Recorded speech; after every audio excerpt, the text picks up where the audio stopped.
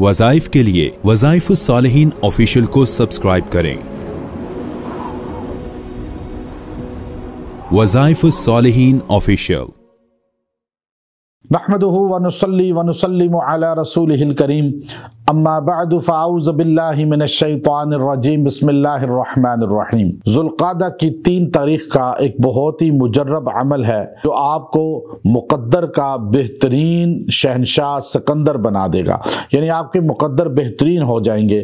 اب لوگ کہتے ہیں جی ہمارے مقدر پھوٹے ہوئے ہیں، ہمارے برے مقدر ہیں، ایسا نہیں ہے۔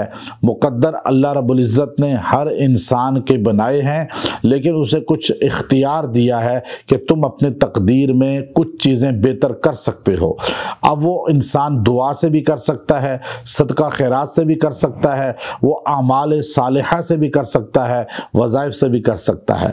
اب آپ کس طرح اپنے تقدیر کو، مقدر کو شاندار کریں اور آپ کا بہترین جو ہے مقدر ہو جائے، چاہے آپ کی شادی کی ازواجی زندگی ہے، چاہے آپ کی کاروباری زندگی ہے، چاہے آپ کی صحت یا آپ کی باہر کے سفر کی زندگی ہے۔ یاد رکھیں میری بات کہ ذوالقعدہ کا مہینہ اللہ نے عزت والا بنایا ہے۔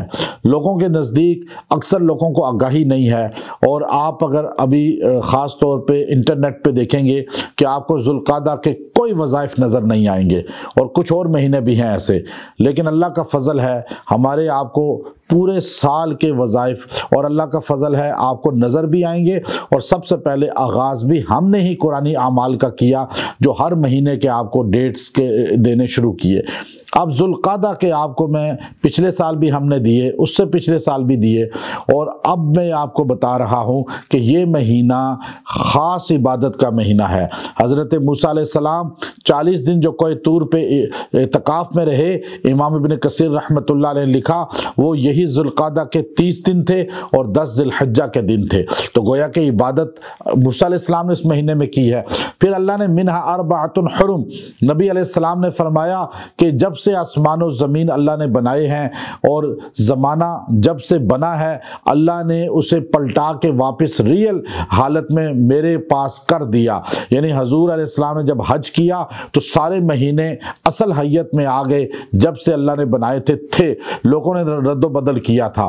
تو اس میں آپ نے فرمایا اللہ نے شروع سے ذوالقعدہ کو حرمت والا بنایا، عزت والا بنایا، اور آپ علیہ السلام نے اسے ایام حج میں شامل کیا۔ تو اتنی بڑی فضیلتیں ہیں اس کی، لیکن نہ عبادت اس مہینے میں کوئی کرتا ہے، نہ اس مہینے میں کوئی خاص وظائف۔ تو اس لیے میں آپ کو اس لیے وظائف سے جوڑتا ہوں تاکہ آپ کا تعلق جو ہے قرآنی اعمال سے پورا سال رہے اور نسبت رہے۔ جب آپ بار بار قرآن پڑھتے رہیں گے تو مرد عورت جو ہے، تو آپ یاد رکھیں جو چیز جتنی زیادہ بولتا ہے موت کے وقت وہی زبان پہ جاری ہوتی ہے۔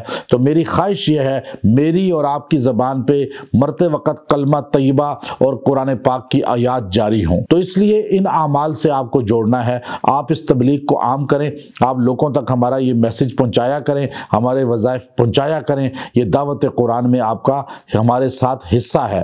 اور یاد رکھیں کہ اگر آپ مقدر بہترین کرنا چاہتے ہیں، شاندار کرنا چاہتے ہیں، مستقبل روشن کرنا چاہتے ہیں، آپ اپنا فیوچر سیو کرنا چاہتے ہیں، اپنا اور اپنے بچوں کا بھی، تو آپ یہ وظیفہ کریں، آپ کا مقدر بہترین ہو جائے گا، شاندار ہو جائے گا۔